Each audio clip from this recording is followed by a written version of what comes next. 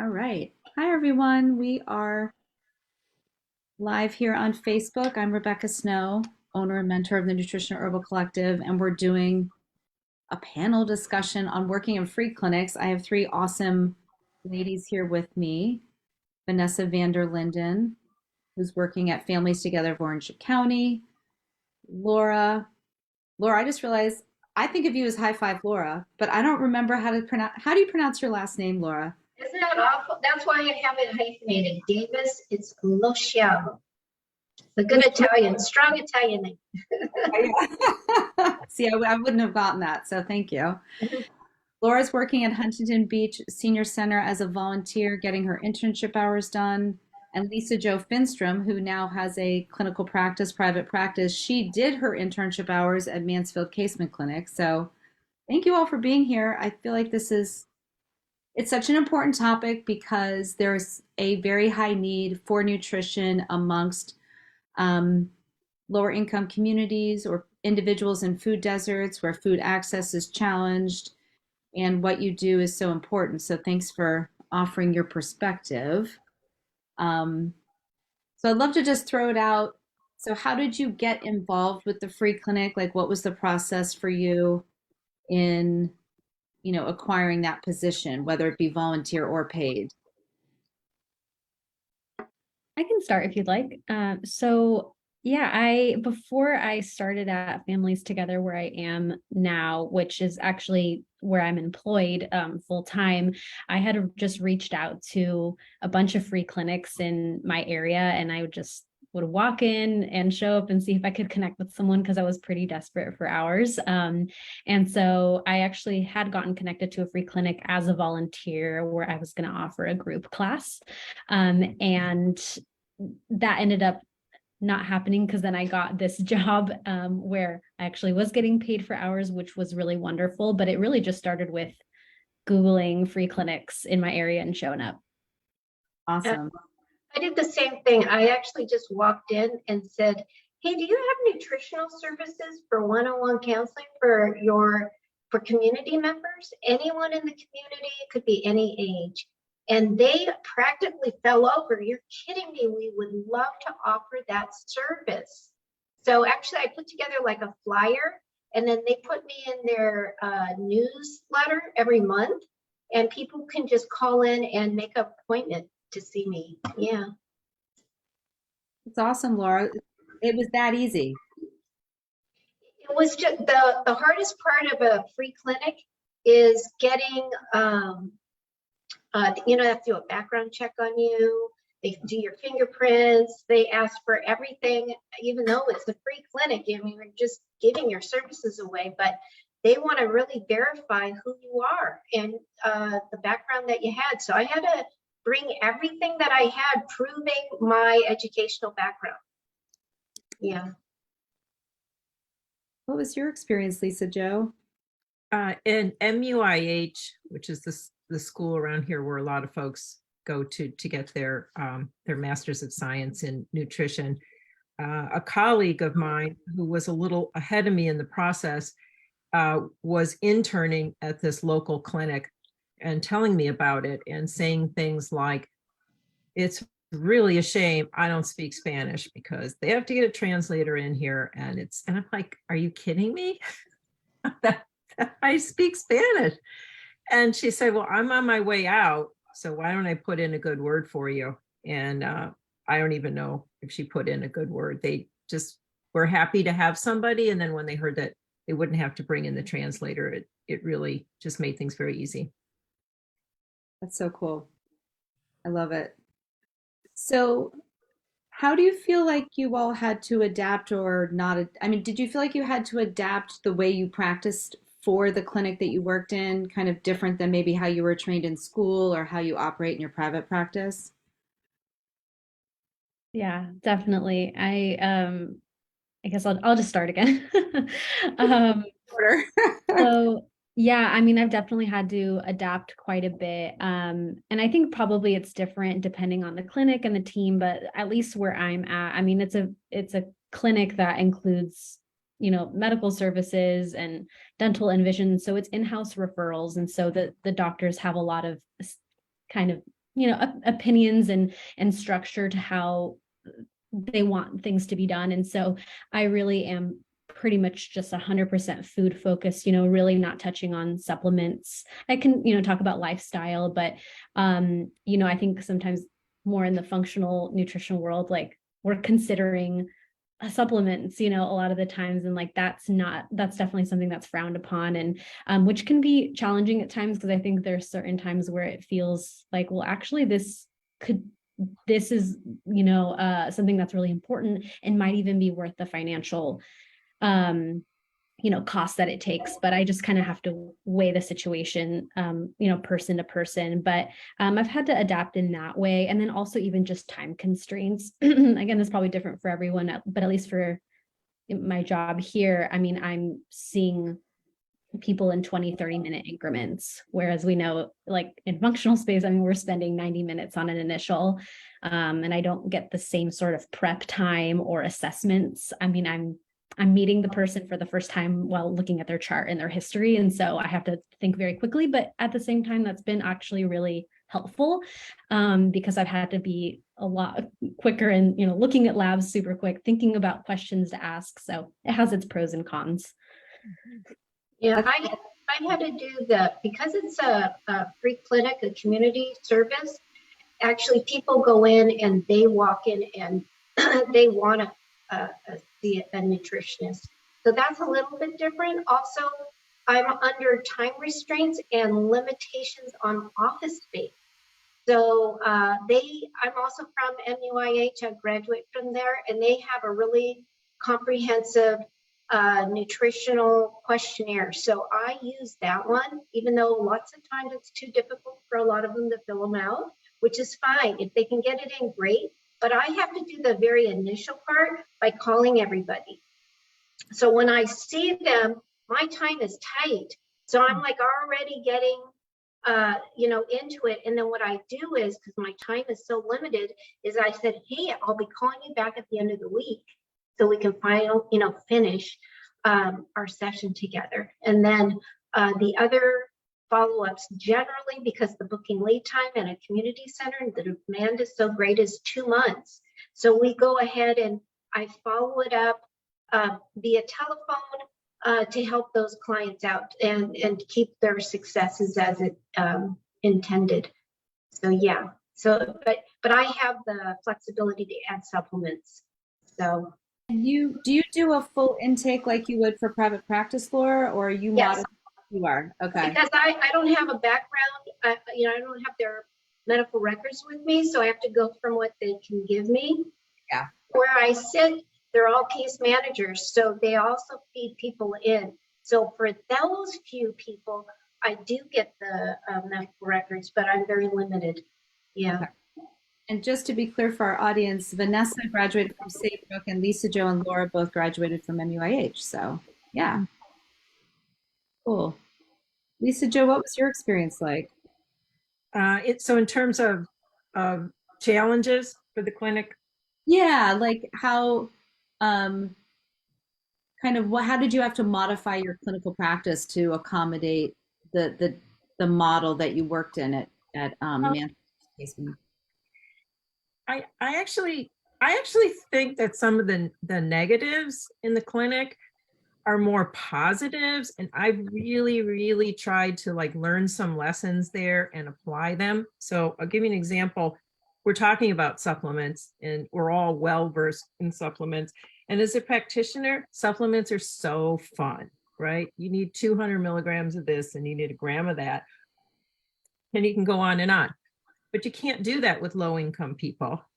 And what I've kind of learned is maybe you shouldn't be doing it with anybody unless you're going very, very slowly and you're getting their buy-in on everything.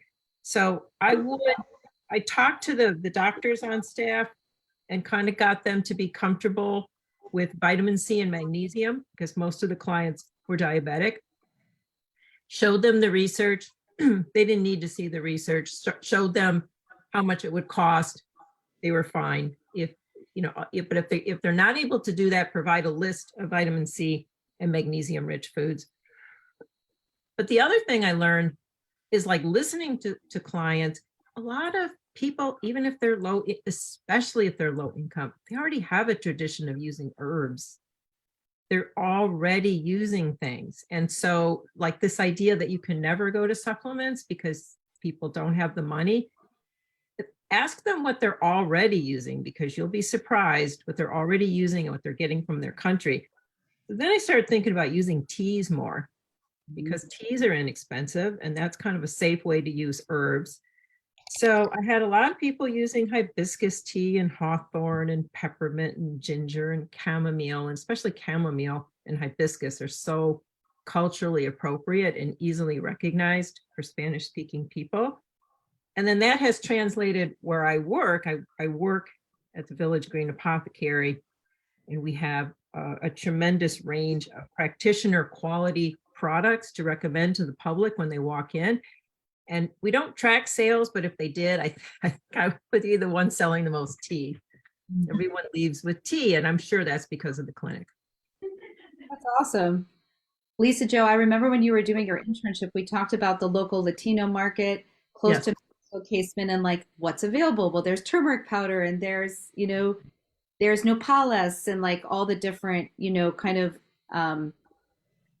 medicinal foods that you can incorporate in your recommendations. So that was really fun. And that's cool that that's translated to kind of a larger model for you. So I was worried that what you were going to mention was the fact that when you were my supervisor and I'd turn in the forms, about 20% of the time I would forget to translate client recommendations, and you would, very politely remind me. I can't speak Spanish. This was really nice, but I don't really know what you're doing. You have to translate at least the main parts of it. Yes, that was fun. Although I am doing Duolingo, I am trying to learn Spanish. So yes, very cool. It's really nice to hear all the different experiences. Vanessa, I am curious, like getting down to 20 minutes, that must be really challenging, but have you like created systems for yourself where you streamline like what have you found ways around or just like ways to make that easier because 20 minutes is such a short period of time. Yeah. And I mean, I will say that, when I have a no-show, which is inevitable, there's a really high no-show rate. I think probably at a lot of clinics, but I will often go over that time if I can, because there is so much to touch on. But I think I just have to like prioritize the information that I want to hear from them, and also be efficient in my recommendations. And so I, when I started at the clinic that I started at, there were zero written resources. And so I spent a lot of time making some in the ways that I wanted to, which is great because then I could actually bring in a little bit more of the functional and integrative lens, because we were, I was able to create certain written resources that included maybe a mindfulness practice, or, certain exercise, or, maybe certain herbs or teas, like what Lisa Jo's talking about. And so I think in terms of the time constraints, it's a little bit of both sides of kind of the recommendation part of things. And then just, scheduling people for follow-ups very soon after so we can continue the conversation. Yeah. So that's a really good question. Like, with follow-ups, how frequently were you each able to see people, or are you able to kind of modify that, like how frequently you do the follow-ups? Could you each determine that at your clinic? Yeah, for me, yes. Okay. Yeah. And Lisa Jo, were you able to determine follow-ups too? Could you have people come in weekly if you wanted them to? I definitely could. Yeah.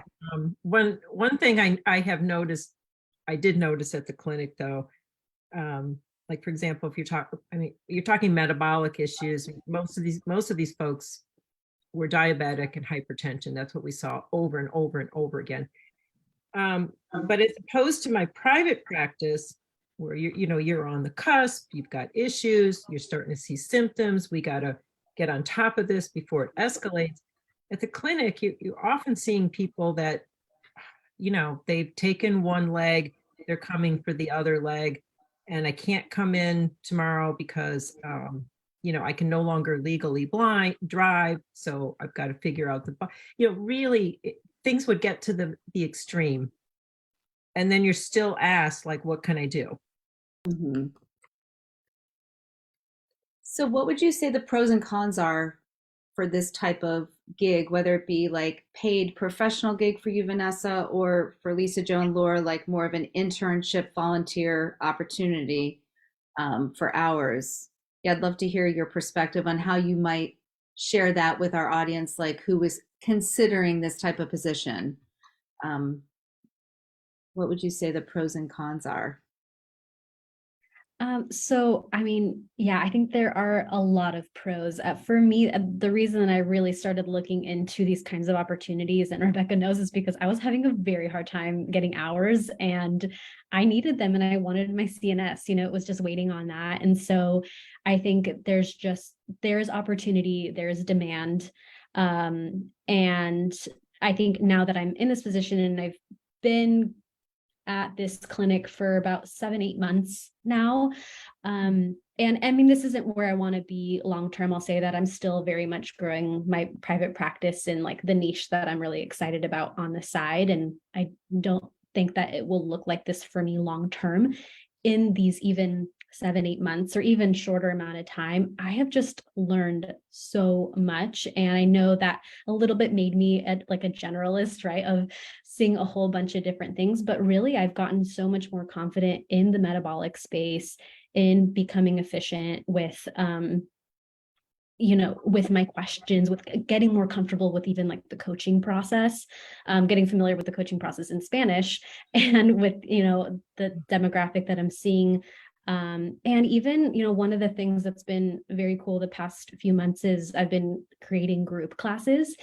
And that's honestly been my favorite thing. And so even if you can, sometimes maybe if a place doesn't allow you to see one-on-one, like I was running into that before this gig, they were like, okay, well, you can do a class. And I have just seen how much our patients are responding in a group setting versus one-on-one.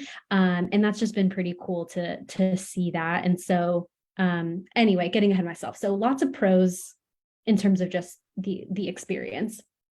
And I would say con, well, I mean, I guess it can, I think it was hard because I'm so passionate about like the functional approach and looking at things integratively that I think it could be frustrating at times because there are seemingly a lot of limitations. And I think even the interest level from a lot of clients is, oh, well, I know how to eat healthy. I know I'm doing it wrong, or, oh, well, I know I shouldn't eat these bad foods, but there's not a whole lot of buy-in. And I ask, it's always one of my first questions when people walk in is, oh, do you know why you were referred?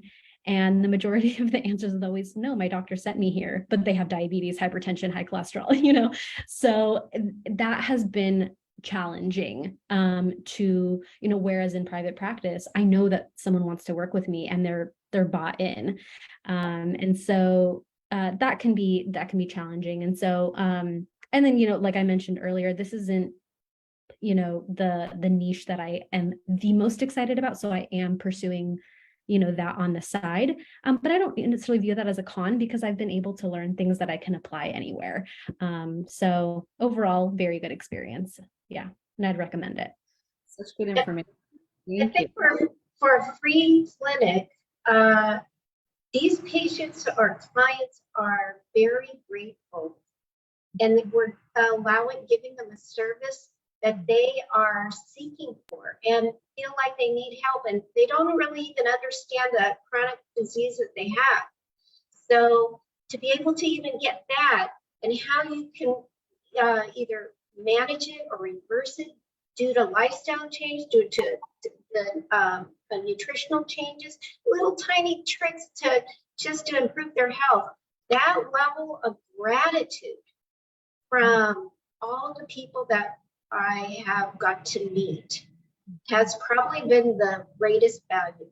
And just the only con part is, I can't long-term reach out to them. They're not always accessible.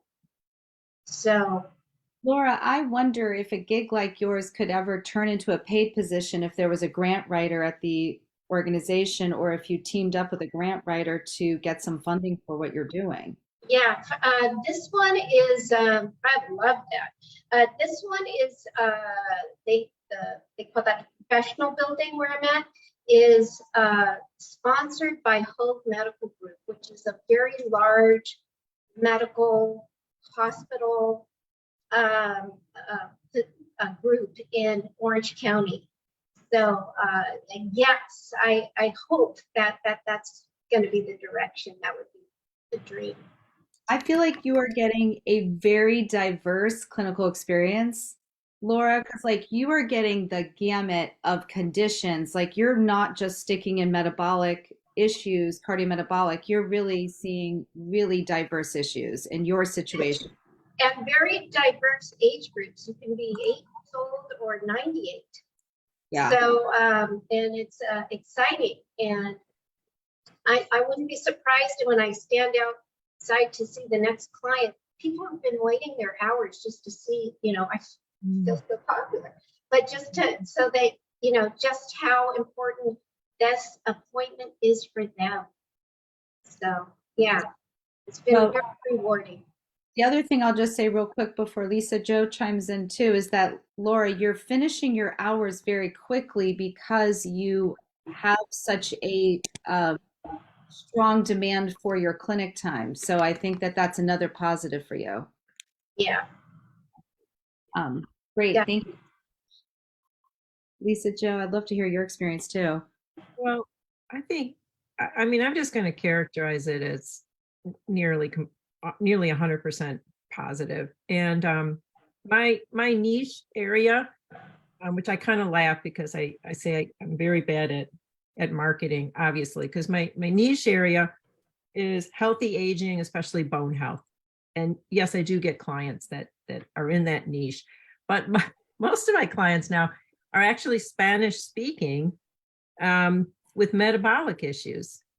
And so I've had to really reconsider, and I'm creating a whole page on my website that's just all for that population. And I have referrals from a doctor's office. So then, then I've had people say, well, but if a big portion of your clientele is Spanish speaking, are people going to be able to pay you? And I thought, well, that's kind of an interesting stereotype that we have in our minds, because the people that are reaching out are all able to pay me. And the people that are asking me for discounts, it seems to be pretty evenly spread across all demographics. And I'm never able to guess. I mean, it could be someone who looks it could be my twin saying, listen, I cannot afford your initial consultation. Could I pay you half? Right. And sometimes I work things out with people, but I find no rhyme or reason anymore to who's asking. And I have found that working with the Spanish speaking population, I got a lot of experience from the clinic. I learned a lot. I enjoy it. And basically tomorrow, if that's the only population I serve, I think I would be very happy. And another comment that was made about feeling appreciated. This could be a cultural thing, but and these are people that are paying, right? I'm not giving them my services for free. But you do really feel like I don't know how you learned our language. I don't know how you know all these things about, culture in Honduras or Mexico, but we appreciate it. And thank you for being culturally appropriate and knowing something about our traditional diet. And so I love it. So you have really, you've done a lot to be respectful and knowledgeable about the population you're serving, which is very much appreciated. That's awesome. And I'm always saying, Lisa Jo, like there's the niche we choose and the niche that chooses us. And all of my niches have chosen me. I have not chosen them. And I'm like, okay, I've been in practice for 20 years. I think in my next decade, I want to choose my niche. I don't want it chosen for me. So That does happen though, doesn't it? Like we kind of, it's like law of attraction. It's like who you're attracting is sometimes out of your control in some ways. Well, there's one other thing that, you know, that seems to be true for a lot of folks, Spanish speaking population, is that if you want to include family members and talk about, you need to come to the appointment in person with your spouse. We need to be working as a team. I have had much more success with that with my Hispanic clients. They seem to like, somehow it's resonating. With my non-Hispanic clients, I've had to stop doing that because I don't need the bickering. And that's not fair, because if that happens 3 times, right, that could be a coincidence. That's not valid. But I've had nothing but positive with saying, please bring your spouse. Thank you so much for all your wisdom.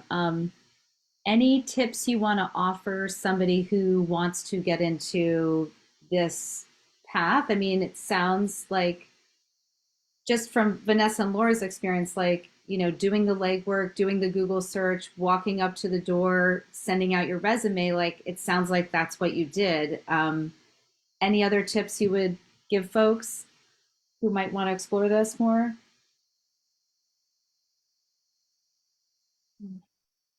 Well, I don't know if I just got really lucky. I think I got a little bit lucky, is that I found this job because it was a job posting. And you know, they didn't have requirements for being a registered dietitian.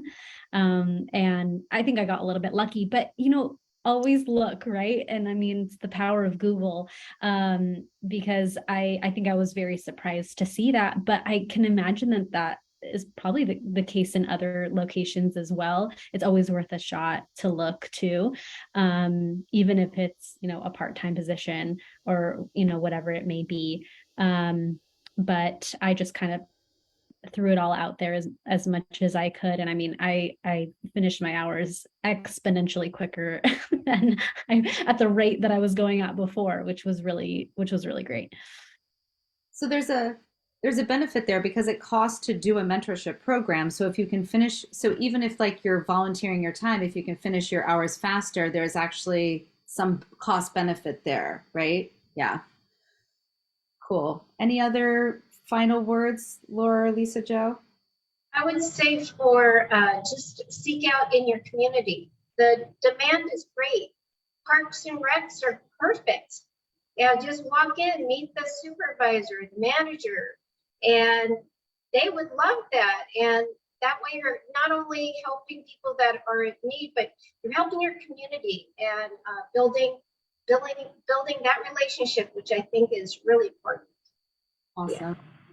Thank you. Yeah. And actually, to piggyback off of that, I had gone to a couple Chamber of Commerce events, which didn't lead into anything like super major, but I definitely made a couple good connections that I think if I had really needed the hours at the time, I could have pursued even more. And because it's not just businesses right there, right? It's organizations as well and other nonprofits and things like that. So that's always something that you can just show up to in your local area. Very cool. Wow. Thank you all so much for your time. You are all awesome people. You're doing amazing work in the world. And yeah, thanks for everyone listening. And we will talk to you soon. Bye. Bye, everyone.